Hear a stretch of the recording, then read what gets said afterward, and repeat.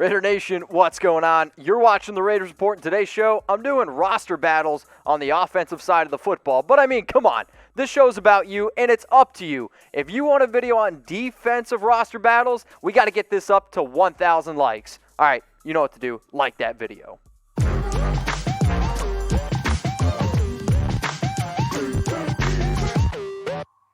I mean, y'all know we had to start at the quarterback position, right? So, better quarterback, who's going to basically start more games for the Las Vegas Raiders this upcoming season? If you think it's Derek Carr, I want you to type DC. If you think it's going to be Marcus Mariota, I want you to type MM. The reason why I am going to point my finger and say that this is a quarterback battle is because you don't go out and bring in Marcus Mariota for as much money as you have. Plus, Derek, I like him a lot. He's a good quarterback, but let's be real. There are questions around him because we want the 2015, 2016 Carr back. But when you go out and bring in a pretty solid backup in Marcus Mariota, you are going to push Carr a little bit. And the fact that he is going to be the highest paid backup in the league, the fact that his incentives can reach up to $37.5 million, you're going to see, I think, a lot different player in Mariota who's going to come in and want to play. And not only want to play, but want to play well because he can make a lot of money. I know John Gruden. I know Mike Mayock. They have a lot of confidence in both of these players. So when I really go down to it, I think the real way that Marcus Mariota does win this job is with his legs. Now, I don't know how much he is going to run in our offense, but I am ultimately very, very confident in both of these players, and I am very confident in how they are going to be used. But first, let's look at the career stats here, because I think when you look at Derek, when you look at Mariota, it is a kind of a tale of two very different careers. Carr, he's got the edge in just about everything, but the one thing I will say, Marcus has had a lot more talent, in my opinion, on the offensive side of the football compared to Derek, especially the last two seasons. And last year with Mariota with the Titans, it didn't really work out all that well. Now, today's entire show is going to be about me showing you a battle and then me telling you who is going to win that battle. So remember, I started off with this question. In my opinion, the winner of the quarterback battle is... it's going to be Derek Carr. And as much as I like Marcus, as much as I like the move, and as much as I think it makes sense, this is Derek Carr's team. This is Derek Carr's job to lose. And if he doesn't play well, then sure, you might see a move. But honestly, I'd be very surprised if that were to happen. So I got a promise for y'all. I promise you that no one's going to keep you more informed on the Las Vegas Raiders than the Raiders Report. So if you haven't already, please hit that sub button. And if you haven't sent this video to about 100 people, please do. Go to youtube.com/Raiders Report. Send it to as many friends as humanly possible. All right, now let's dive into the running back position where, as you can see, we do have Lynn Bowden, and we did go out and sign Devontae Booker. So for me, who is the running back three? That's the battle that I'm going to hit here, because I think when you talk about Booker, he's a lesser version of Jalen Richard, who we signed to a 2-year, $7 million deal. But this Raiders team wants to be versatile, and Lynn Bowden is 100% going to give you that versatility. So give me an L for Bowden, or give me a D for Devontae Booker. But the reason why I'm going to talk about Booker here is because I want you to look at the money. Yes, we gave him a vet minimum, but it's the guaranteed dollars, the $50K.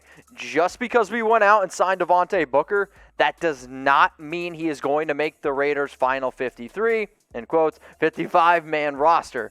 And I get that we're looking for somebody to fill out the DeAndre Washington hole, but I actually anticipate this team being a lot different and using our offensive players a lot different because, let's face it, Devontae Booker, he's not DeAndre Washington. And ever since he was drafted out of Utah back in 2016, he has shown that he's not much of a between-the-tackles running back. He's more of a pass-catching running back. And one of the reasons why I'm comparing him and Bowden is because, well, Bowden was a wide receiver in college, but he's also going to run the football, and he's going to give us a whole bunch of versatility. I mean, I'm going to talk about this on my rumor show, that Bowden literally came out and said that I'm going to wake up the world this year, and he was awarded college football's most versatile player and was a first-team All-American all-purpose player.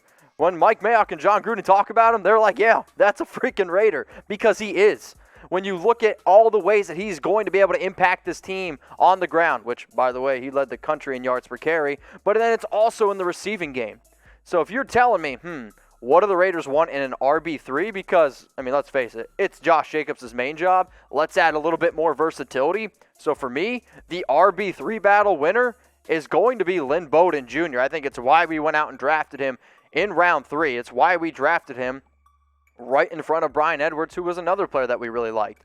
But I do actually think there's another running back battle that we need to talk about, and it's who's going to be the big back.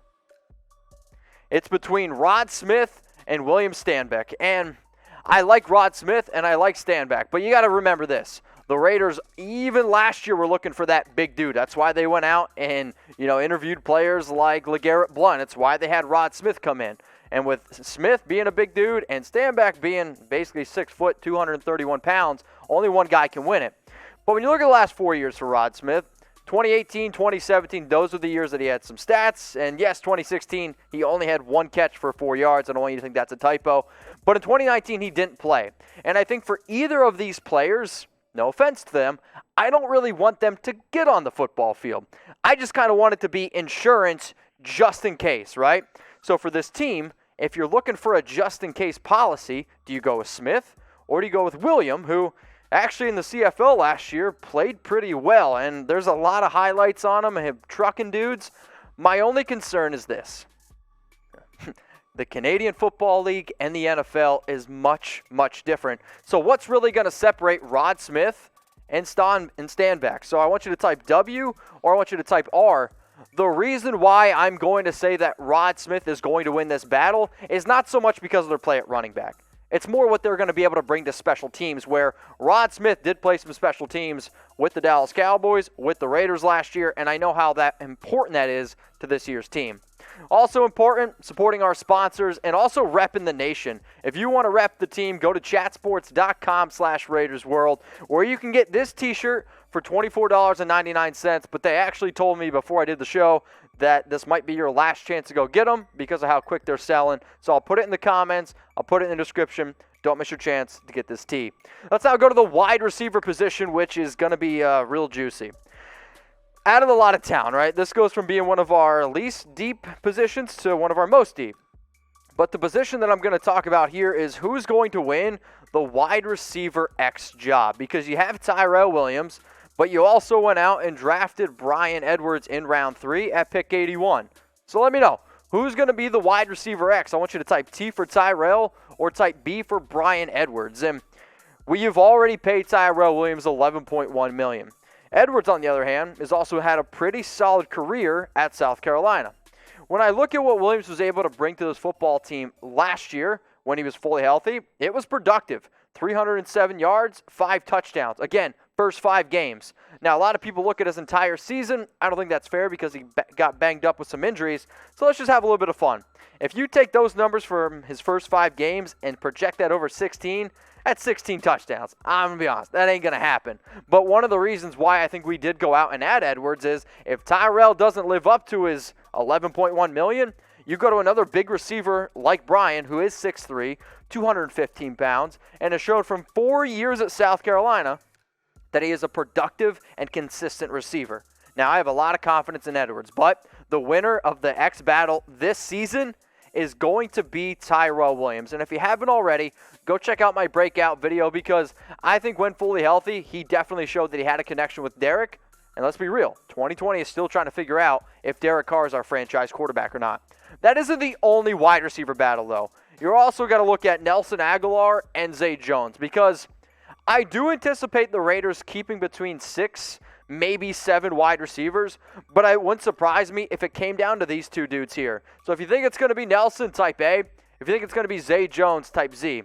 So last season, Zay Jones, remember, he started off with the Buffalo Bills, and he only had 7 catches with the Raiders last season, and to be honest, he just really wasn't used all that well. And then you have Nelson Agholor, who played last year with the Philadelphia Eagles, and if you watch Aguilar's tape, you're going to be like, man, he's really talented. And then you're going to watch another video, and you're going to be like, what the heck was that? So I think one of the reasons why you bring in Agholor for what you did is because he is a cheaper option than Zay Jones. And for those of you that have watched the show, for those of you that are, subscribed, you'll know that I've mentioned Zay Jones as a post-draft cut candidate because making $1.4 million, you can save all of that if you get rid of him. And yes, Nelson Agholor is a cheaper option. And one of the reasons why I am going to kind of spoil where I'm going with this, I think Nelson Agholor is going to end up winning this job, is because he's guaranteed $887K. So the fact that they have basically already paid him for this year makes me believe that they're going to keep him. And when I really think about wide receiver talent, I don't really know if Agholor and Zay Jones are that much different. The reason why I am giving my edge to Agholor is because of his ability to play special teams. And when you go back and you look at a lot of successful franchises, it's the teams that put a very strong emphasis on special teams. And I hate mentioning them, but I've done it before. It's the Patriots. They put a strong emphasis on this, and I think that's why Agholor makes the team over a guy like Zay Jones.